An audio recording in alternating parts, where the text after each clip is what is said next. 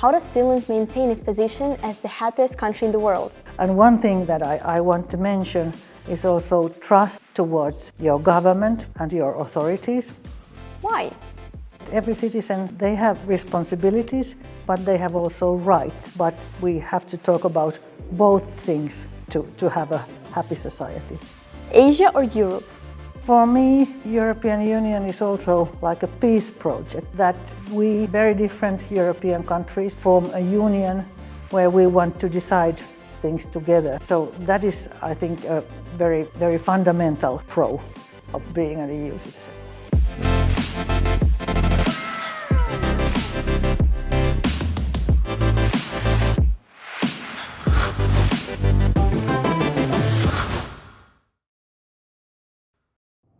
Hello everyone! Today we're gonna present you a unique project for those who seek knowledge and inspiration for achieving great goals in the regular issue of Aisholpan podcast. Women excel in many different fields and secure senior positions in business, politics, and international organizations. Being one of the few women in the diplomatic community is a great responsibility. We observe the international communities and national governments recognize the importance of women's participation in decision-making. They support actively gender equality and promote women, peace, and security agenda. Of course, we need to continue investing in education and promoting women's leadership in order to increase the number of women influencing the decision-making and participation in politics. And in the frame of Aisholpan project, it is important to guide a new generation of girls to achieve their goals without any gender restrictions. Today, I'd like to discuss gender equality and women in politics with a role model and an ambassador extraordinary and plenipotentiary of the Republic of Finland, Mrs. Sojli Makelainen-Bуханист.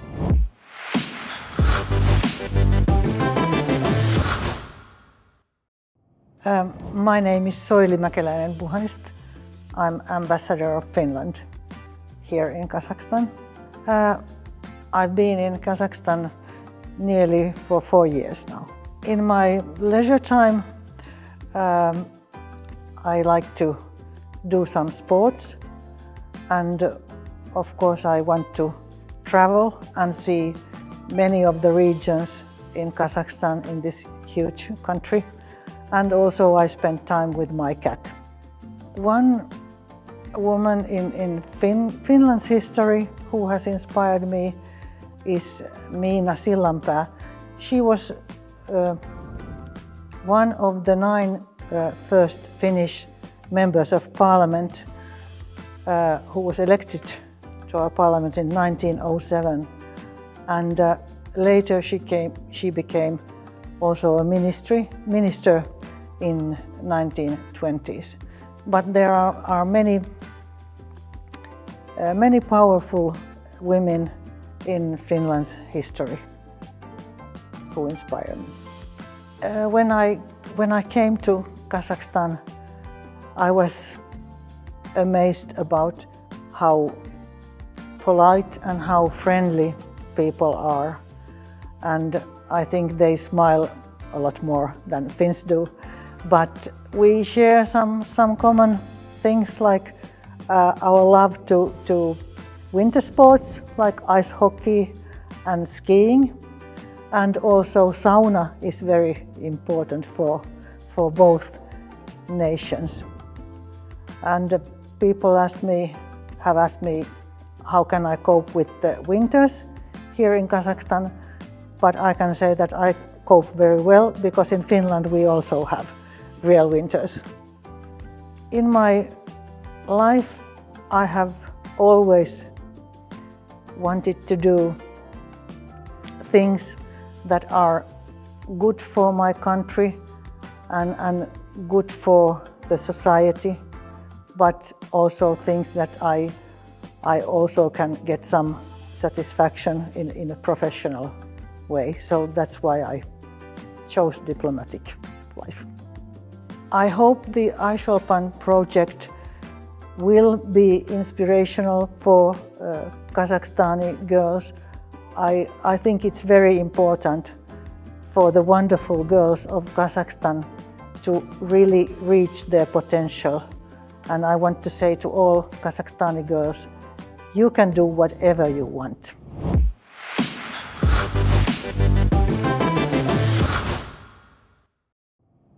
Hello, Madam Ambassador.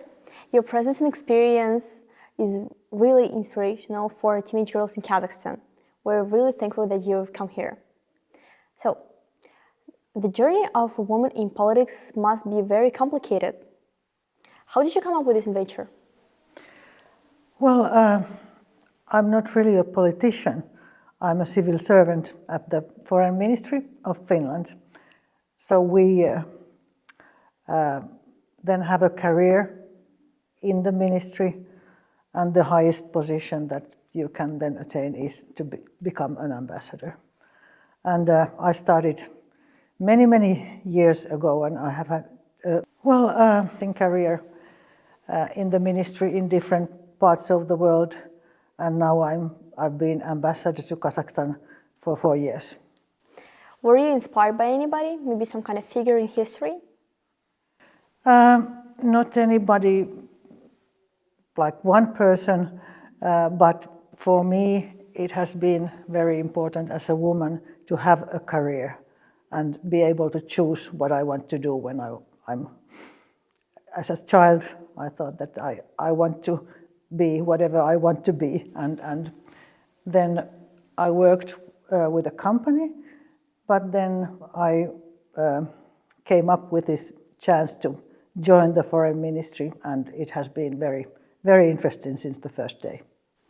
What were the pros and cons of being a minister, of being a diplomat or ambassador? Well, it is a very interesting job. For me, it's very important that I work for my country and I can represent my country, which I'm very proud of. But of course, there's a lot of responsibility, and also you are not so free to choose what you do, because in the ministry you have to go where they send you. Of course, you can have some choices, but it is like a long career, and one advantage, and maybe for some people it's a negative factor, is that you have to do very different jobs. Sometimes you work with economics, sometimes you might work with security policy, and so on. So, Aisholpan project is actually implemented with the support of European Union delegacy in Kazakhstan, and Finland is also part of the European Union. Is there a difference between being a citizen of Finland or a European Union? Can you tell me any pros and cons of being a citizen of European Union? Yes, for Finland, we joined the European Union in 1995.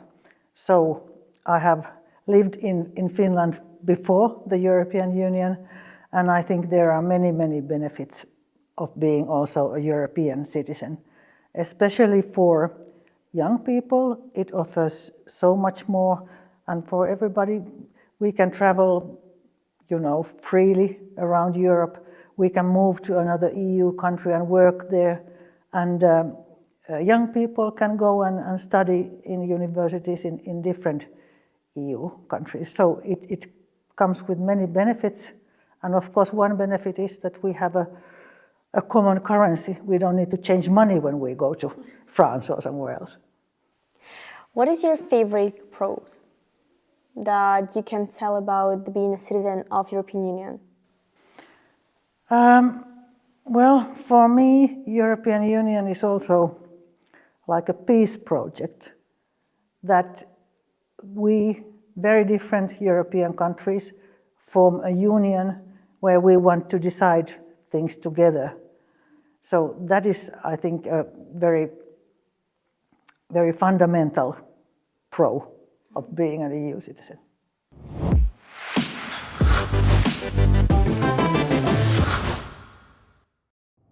So, now I want to talk about happiness, because the UN annually reports a level of happiness every year, and in 2024, Finland actually topped the ranking for the 7th time in a row. And it was really shocking for me of how does such a small country can be so happily living in a world of full happiness. So, can you tell me please, what is happiness for you? Well, I think happiness is not something that belongs only to Finnish people, and it is not something that we have, just came about. But it is a long history for Finland that we have tried to make our society as good as possible. And that means that our everyday life is easy. So everything works, so to say. And as for me, it has meant that I got to study in good schools. Schooling is free, also university is free. Then when I had children, I could stay home with them for a certain time. And then I could work because the daycare system is very good. Every child is guaranteed a daycare place, so the mother can work. And of course we have good health care, and everything works smoothly. So you can just concentrate on your own wishes, what you want to do, and we call it infrastructure of happiness is working for you. And one thing that I want to mention is also trust towards your government and your authorities. And it also means that every citizen, they have responsibilities, but they have also rights. But we have to talk about both things to have a happy society. So, for example, in Finland, people, they like to pay taxes because they know that with that they get good service from the government and the communities. And also very interesting is that, in the world, not all people trust the police. But in Finland, 90% of people say that they trust the police. Wow. So, can happiness be a habit? Not really. I think you have to earn the happiness and work for it all the time, because we know that the world changes, society changes, there will be different needs. So the society has to also function differently, and then concentrate on those issues that people say that are important to them. How does Finland maintain its position as the happiest country in the world? Well, I think it is constant work. We have to always try to be better and better, and that our government makes good decisions, that kind of decisions that the people like, and that of course has to do with democracy. So people choose their members to the parliament, and among those parties who are at the parliament, we elect the government. So the government reflects the wishes of the people, and government needs to be very, very open and also very recipient in a way that they listen what people need. And as I said, the world changes all the time, so we have to be, ready to change some things and improve things all the time.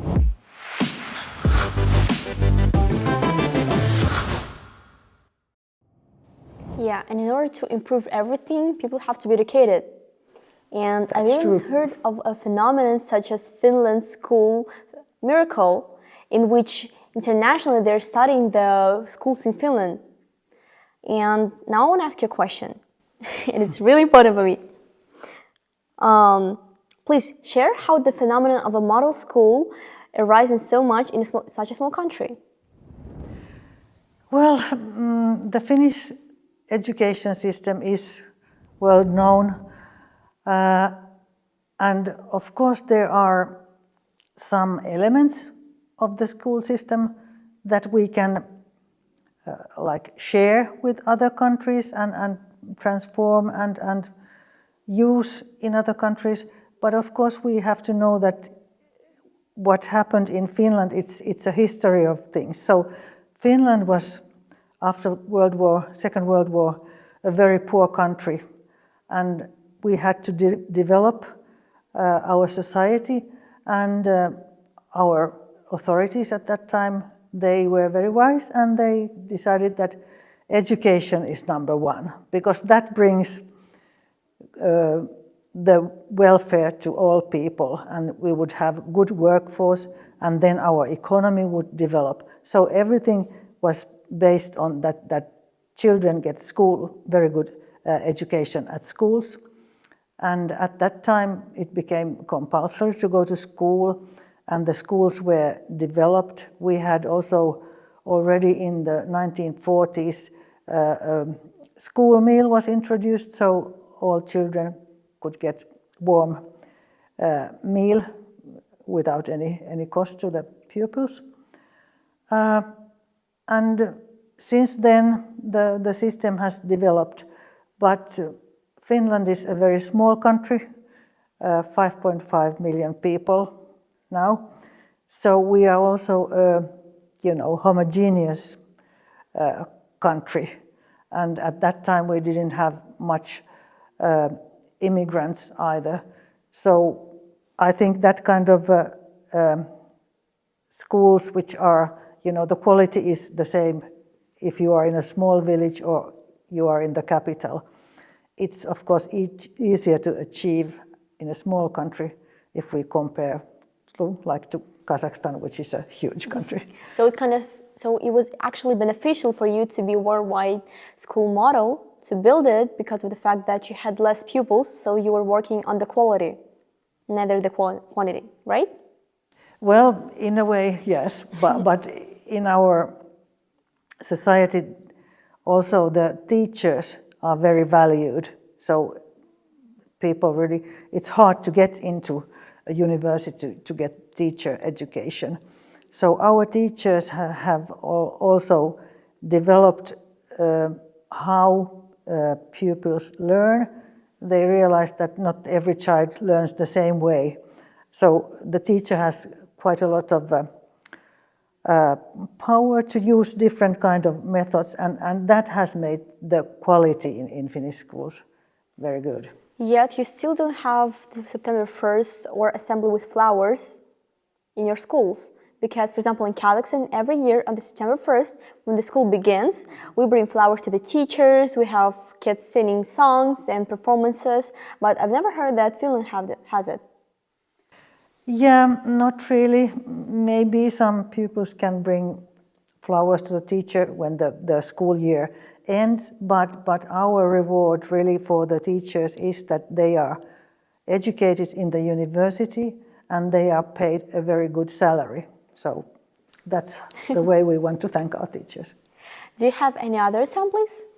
Like at the beginning of the year to greet students or something like that, maybe some kind of transitions that help recharge energy in schools? Well, in our schools we don't have that kind of tradition.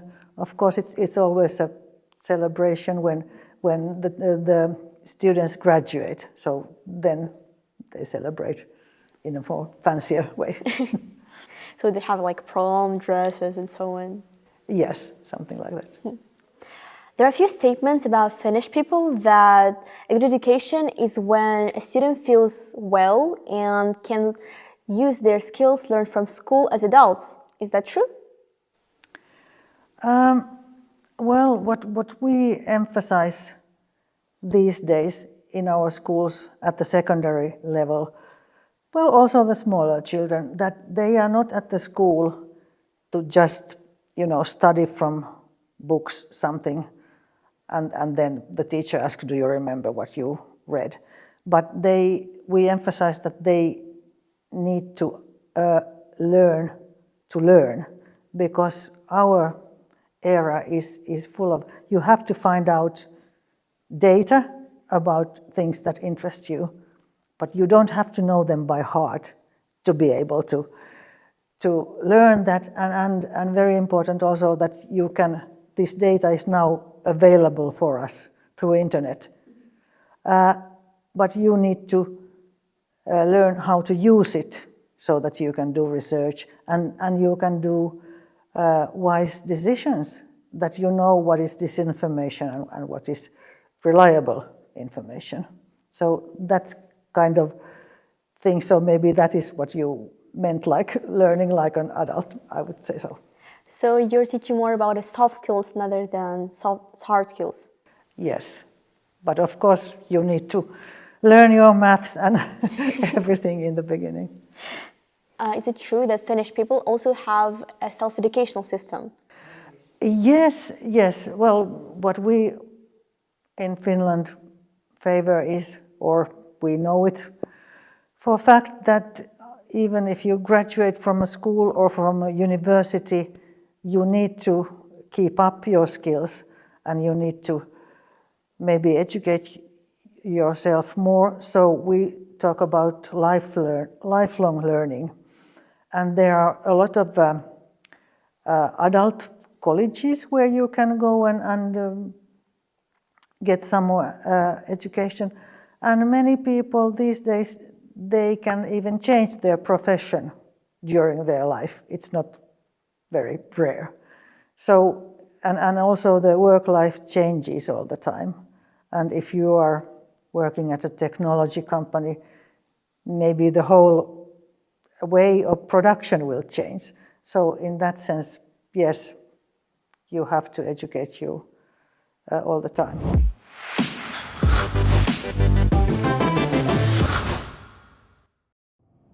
Finland is annually recognized as one of the best countries in ecology too, because citizens of Finland actively participate in changing the ecological problems in the world, and they recycle all the time. They have new investments and new innovations in the country. So I want to ask you a question. What programs and activities do exist in Finland's school systems that teach young kids about ecological problems? Well, at schools, sustainable development is a cross-cutting theme. So it will be handled in all the subjects that you have at school. So the teachers, they are clever, and since they have been told that sustainable development has to be integrated, they will find ways how to put the topic in whatever they do in let's say if it's biology, maybe they can tell about the nature recycling, how important it is to like not have waste, but try to use everything as much as you can so that there will not be any waste. And we also advocate for circular economy. So all these different aspects of sustainable life and sustainable industry and how you can be sustainable in your everyday life at home or at school will be dealt with. And please share, how do Finnish people recycle their garbage? Do you have any tips that we can use actually in Kazakhstan?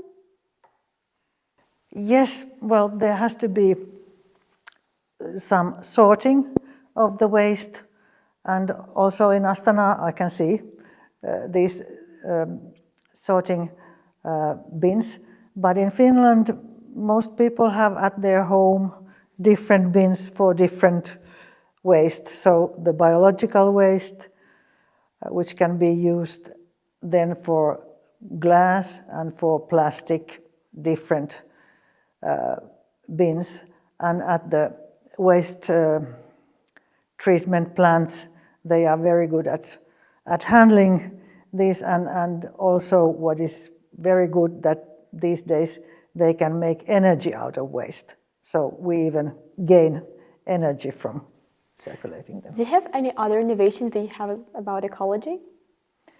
We have a lot of innovations about ecology.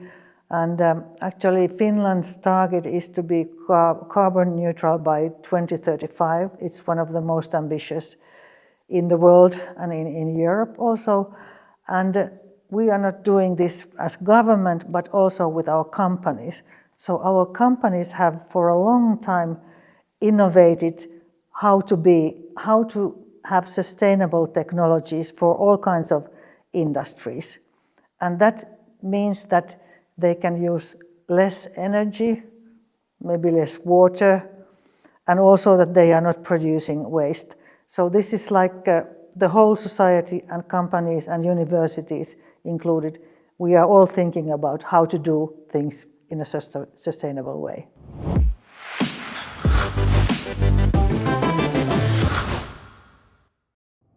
The internet and especially social media reveal limitless opportunities but there are some challenges to be recognized and overcome. In order to operate fully in society, people need to have up-to-date media knowledge and facial literacy. National Audiovisual Institute is responsible for implementing its own media literacy and media education policy in Finland.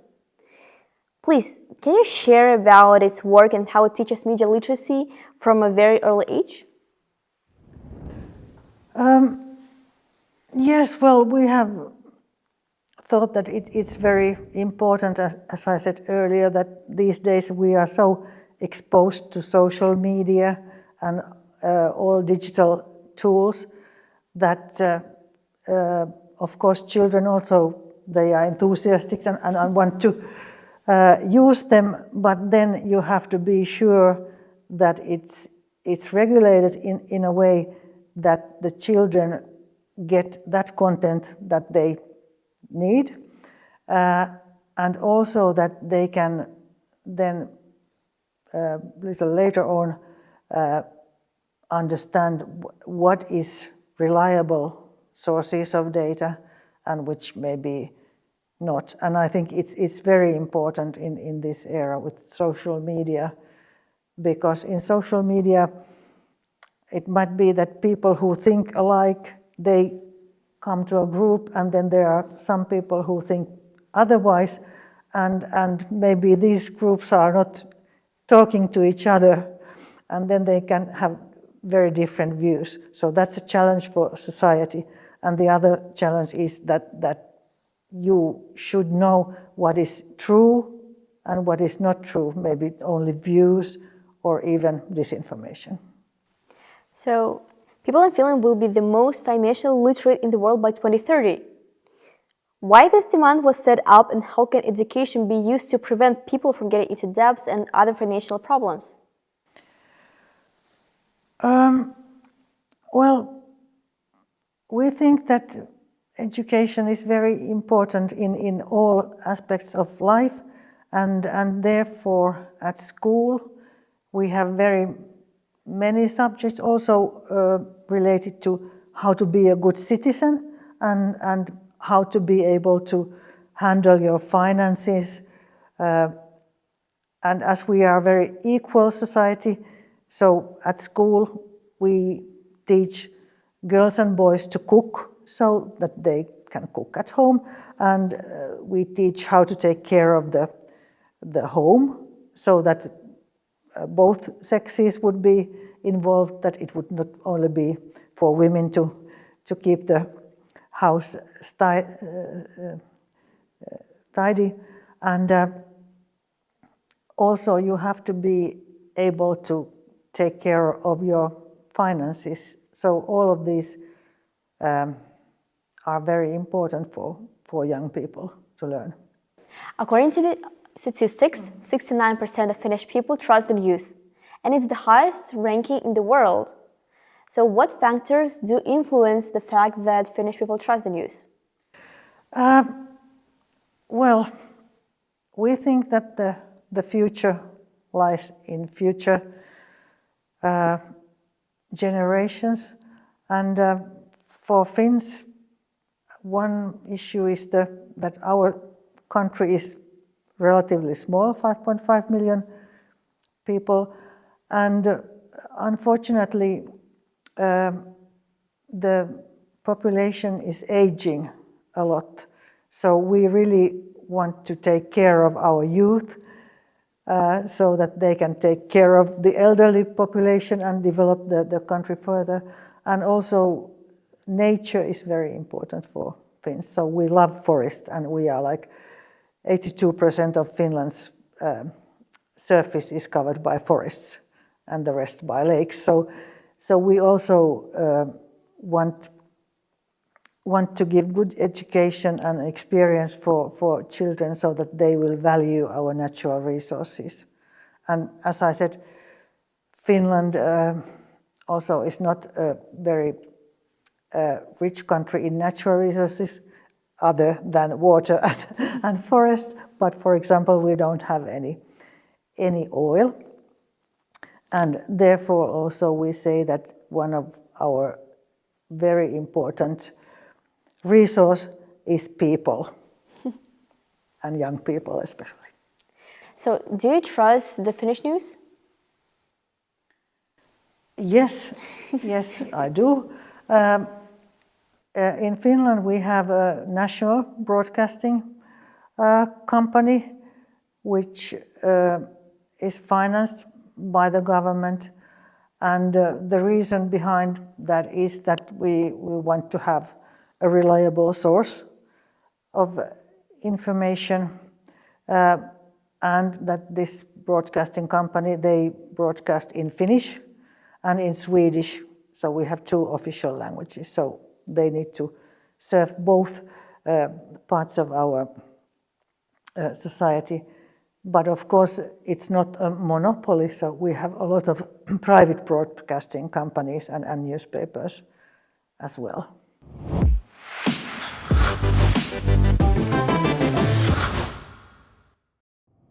Let's have a blitz poll where you should choose only one out of two answers. First one is rain or sunshine? Sunshine. Why? I think that my mood is much better when it's sunny. Health or joy? Health. Did you choose health too when you were 20? Maybe not at that time, but now I know that I cannot have joy if I'm not healthy. Asia or Europe? Europe. Humor or irony? Humor. Do you always use humor in diplomacy, or you mostly have irony? I think humor is very good in any circumstances. Of course, you have to use it wisely, but it's much better than irony, I would think. Listening or speaking? Listening. Because most Finnish people are introverts. They most certainly are, but also you can find out very important things if you listen. If you only talk and don't listen to the other side, then in diplomacy it's not a good thing. Top of the ranking or small victory? I think small victories are very important. Why? Because with small victories you usually can achieve something big in the end. And in many difficult issues, you only can take small steps at a time, but it doesn't mean that in the end you might achieve your goal. Nordic walking or hockey? For me personally, Nordic walking, but everybody in Finland and I think also in Kazakhstan love hockey. And now I want to ask you the most important question of all. I ask this question every guest. What value do you associate yourself with?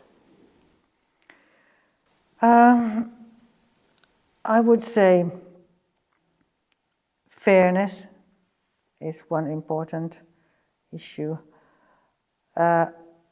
Another is trust. And maybe the third, transparency. Can you explain the term transparency? Why did you choose these two words? Transparency is for me the basic value for well-functioning democratic societies because if there's not transparency, then I think it's very hard for the people and the government to trust each other. I'm really glad that you came. Thankful for your presence and experience, and you're awesome. Thank you very much. Bye-bye.